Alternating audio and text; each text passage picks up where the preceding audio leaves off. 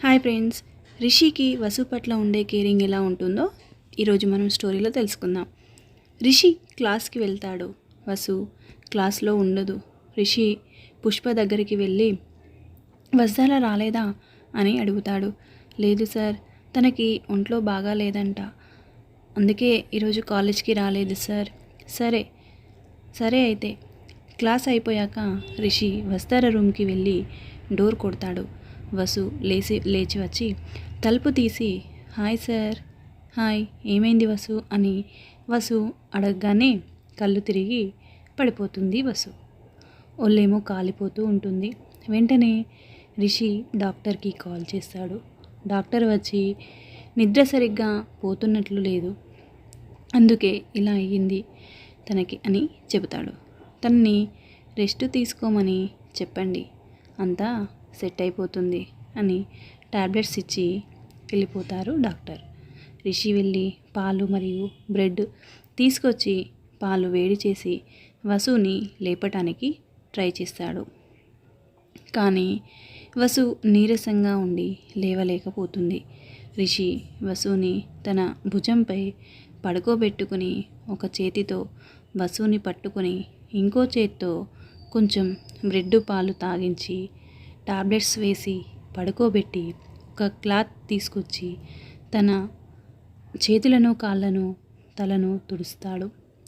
Evening idli butter తీసుకొచ్చి idli prepare చేస్తుండగా వసుకి మెలకువ వచ్చి రిషి సార్ మీరా? అవును, ఏం నేను రాకూడదా అని ఇడ్లీ వసుకి పెట్టబోతాడు. ఇటు ఇవ్వండి సార్, నేను తింటాను. నీకు ఓపిక లేదు కదా వసు, నేను పెడతాను, నువ్వు తిను. వసు రిషిని చూస్తూ నేనంటే ఎంత ఇష్టం సార్ మీకు. ఇక రిషి నవ్వుతూ తిను, పొగిడింది చాలు. నన్ను మీ భుజాలపై పడుకోబెట్టుకుని మరీ తినిపించారు. అవును, నీకెలా తెలిసింది? నాకు ఓపిక లేదు కానీ గుర్తుంది. మళ్ళీ మీ భుజాలపై పడుకోబెట్టుకోండి, అప్పుడు సరిగ్గా తెలియలేదు. రిషి నవ్వుతూ మళ్ళీ వసుని అలా భుజంపై పడుకోబెట్టుకుని ఇడ్లీ తినిపిస్తాడు. తిన్న తర్వాత వసు ఇంకా చాలు సార్, సరే అయితే టాబ్లెట్స్ వేసుకో అని టాబ్లెట్స్ వేస్తాడు వసుకి. నాకు మీతో ఇలాగే ఉండిపోవాలని ఉంది సార్. రిషి తల నిమురుతూ పడుకో అని రిషి వసు ఇద్దరు అలాగే నిద్రపోతారు. ఇక నెక్స్ట్ డే నిద్ర లేవగానే నువ్వు ఈరోజు రెస్ట్ తీసుకో, నాకు కాలేజ్లో కాస్త పని ఉంది, నేను వెళ్ళాలి అని వెళ్ళిపోతాడు. నెక్స్ట్ డే వసు కాలేజ్కి వెళ్ళినాక పుష్ప వసు దగ్గరికి వచ్చి నోటీస్ బోర్డ్ చూసావా వసు అని అడుగుతుంది. లేదు పుష్ప, ఏమైంది?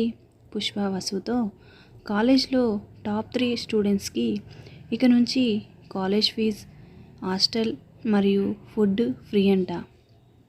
ఏంటి అని వసు రిషి సార్ దగ్గరికి వెళ్తుంది.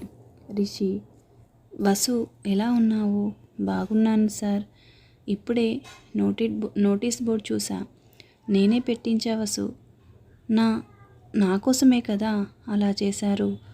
నువ్వు జాబ్ చేసి టైర్డ్ అయి ఇలా నిద్ర లేకుండా హెల్త్ పాడు చేసుకుంటున్నావు.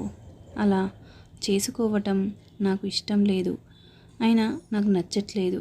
మరియు ఇలా చేయటం వల్ల మిగతా స్టూడెంట్స్కి కూడా చదవటానికి ఎంకరేజ్ చేసినట్లు ఉంటుంది అని చేశాను.